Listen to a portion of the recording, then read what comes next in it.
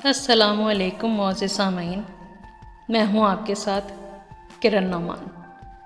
پیش خدمت ہے رحمان نشاط صاحب کا افسانہ دو طرفہ۔ تقریب ختم ہوتے ہوتے 12:30 بج گئے تھے۔ چائے اور بسکٹ سے فارغ ہو کر میں ہال سے باہر نکلا تو 1 بج رہا تھا۔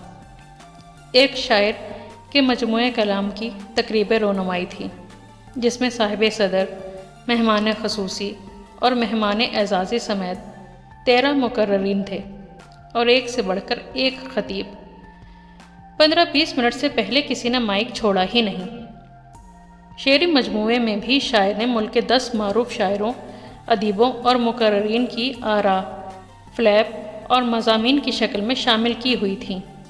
مقررین اور مصنفین سبھی نے شاعر کو غالب سے بڑا شاعر ثابت کرنے کی کوشش کی تھی۔ صاف معلوم ہوتا تھا کہ شاعر کو اپنے کلام سے زیادہ ان احباب کی آراء پر اپنی کامیابی اور شہرت کا یقین تھا۔ ظلم یہ تھا کہ شام کے 7 بجے شروع ہو کر نصف شب کے بعد ختم ہونے والی اس تقریب کے شرکاء کو چائے بسکٹ پر ٹرخا دیا گیا۔ بھوک سے برا حال تھا، لیکن بھوک سے زیادہ فکر رات کے 1 بجے کسی سواری کے ملنے کی تھی۔ سڑکوں پر سناٹا تھا، اکا دکا گاڑیاں گزر رہی تھیں، لیکن پبلک ٹرانسپورٹ نظر نہیں آ رہی تھی۔ میں بے چینی سے اسٹاپ پر ٹہل رہا تھا۔ دل میں ایک خوف بھی تھا۔ شہر کے حالات ہی ایسے تھے۔ دن دہاڑے لوگ اغوا اور قتل ہو رہے تھے، بم دھماکوں میں مارے جا رہے تھے، املاک تباہ ہو رہی تھیں۔ یہ تو پھر رات کا وقت تھا، اور وہ بھی آدھی رات سے زیادہ کا۔ اسی خوف اور فکر کے عالم میں 20-25 منٹ اور گزر گئے۔ 2 بج رہے تھے جب ایک 4 سیٹر رکشے کی شکل نظر آئی۔ میں نے اسے رکنے کا اشارہ کیا۔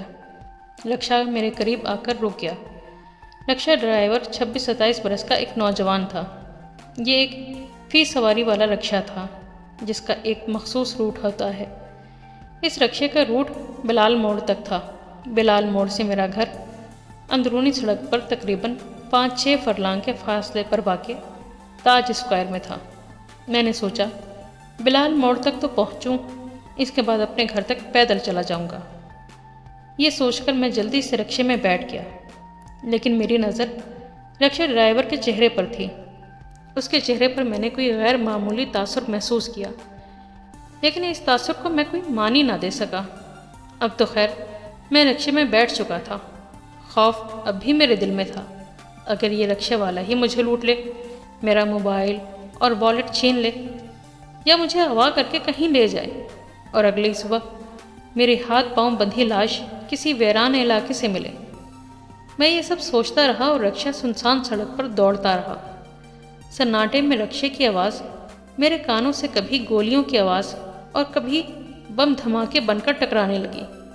بار بار ایسا محسوس ہوتا جیسے رکشے والا کسی بھی لمحے رکشہ روک کر اپنی جیب سے ٹی نکالے گا اور مجھ سے سب کچھ چھین چھان کر میری کنپٹی پر گولی مارے گا اور اپنی راہ لے گا۔ مگر کنپٹی پر کیوں؟ ہو سکتا ہے میری ٹانگ پر یا گھٹنوں کے جوڑ پر گولی مارے اور مجھے اپاہج کر کے چلا جائے۔ چلو ٹھیک ہے، اپاہج تک وہ ٹھیک ہے، پھر علاج کروا لوں گا، کم از کم زندہ رہوں گا۔ پھر میں نے یاد کرنے کی کوشش کی کہ میرے والیٹ میں کتنی رقم ہے۔ مجھے یاد آیا شاید 1,500-2 ہزار روپے ہوں گے۔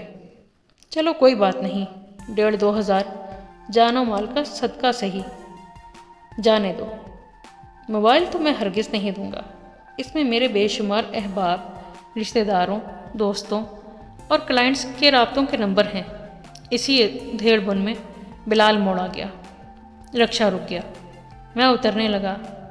دل ہی دل میں شکر ادا کر رہا تھا کہ بخیر و عافیت اپنے گھر کے قریب پہنچ گیا تھا۔ اب یہ 4 فرلانگ کا فاصلہ بھی طے ہو ہی جائے گا۔ 2:45 بجے ہیں، 3 بجے تک گھر پہنچ جاؤں گا۔ میں رکشے سے اتر ہی رہا تھا کہ رکشے والے کی سخت آواز میرے کانوں سے ٹکرائی۔ انکل، چپ چاپ بیٹھے رہو، اترنے کی کوشش مت کرنا۔ میرا تو جیسے سانس ہی رک گیا۔ میں جوں کا توں سیٹ پر جیسے ساکت ہو گیا۔ اس نے رکشہ گھما کر میرے گھر کی سڑک کی طرف موڑ لیا اور رفتار بڑھا دی۔ اب مجھے یقین ہو گیا کہ میں اغوا کیا جا رہا ہوں۔ ایک بار پھر میں نے ذہنی طور پر اپنے والیٹ اور موبائل کا جائزہ لیا، اپنے اہل خانہ اور احباب کے نام اور چہرے تصور میں لایا، اور جو جو دعائیں، آیات اور صورتیں یاد تھیں ان کا ورد کرنے لگا۔ خوف میرے وجود پر طاری تھی اور میں ساکت بیٹھا تھا، سوچ رہا تھا کہ رکشے والا نامعلوم مجھے کس مقام پر لے جائے گا، وہاں کتنے لوگ ہوں گے، یہ اکیلا ہی ہے یا اس کے اور ساتھی ہیں، یہ ٹارگٹ کلر ہیں، دہشت گرد ہیں یا صرف ڈاکو اور لوٹیرے۔ اچانک رکشہ رک گیا۔ میں چھین جھپٹ کے لیے ذہنی طور پر تیار ہو گیا۔ یہ جگہ میرے گھر سے 1.5 فرلانگ کے فاصلے پر تھی۔ سڑک کے بائیں جانب کچے مکانات اور جھونپڑیوں کا سلسلہ تھا جو کچی بستی کہلاتا تھا۔ اتریے انکل، رکشے والے نے بڑے ادب سے کہا۔ میں حیران پریشان سا رکشے سے اتر گیا۔ انکل معاف کرنا، بھی تھوڑی دیر پہلے میں نے آپ سے بدتمیزی کی تھی۔ میری حیرت کم نہیں ہو رہی تھی۔ یہ سب کیا ہے اور تم؟ میں نے کہنا چاہا۔ انکل میں اس شہر میں نیا ہوں، آج صبح ہی ملتان سے یہاں پہنچا ہوں۔ شوق میں بڑے بھائی کا رکشہ لے کر نکل گیا تھا، واپسی میں اکیلا ڈر رہا تھا کہ آپ مل گئے، پھر آپ موڑ پر اترنے لگے تو میں اور ڈر گیا کہ اپنے گھر تک اکیلے کیسے پہنچوں گا۔ میں نے آپ کو ساتھ زبردستی بٹھا لیا۔ اب آپ جاؤ، میرا گھر آ گیا۔ کہاں رہتے ہو؟ میں کچھ حیران، کچھ غصے میں بولا۔ یہاں کچی بستی میں۔ اس نے جھونپڑیوں کی طرف اشارہ کیا۔ آپ کہاں جاؤ گے؟ تم سے مطلب؟ میرا غصہ کم نہیں ہوا۔ اچھا انکل، بڑی مہربانی آپ کی۔ اس نے رکشہ گھمایا اور کچی بستی کی طرف مڑ گیا۔ میں جیب سے کرایہ نکالتا ہی رہ گیا۔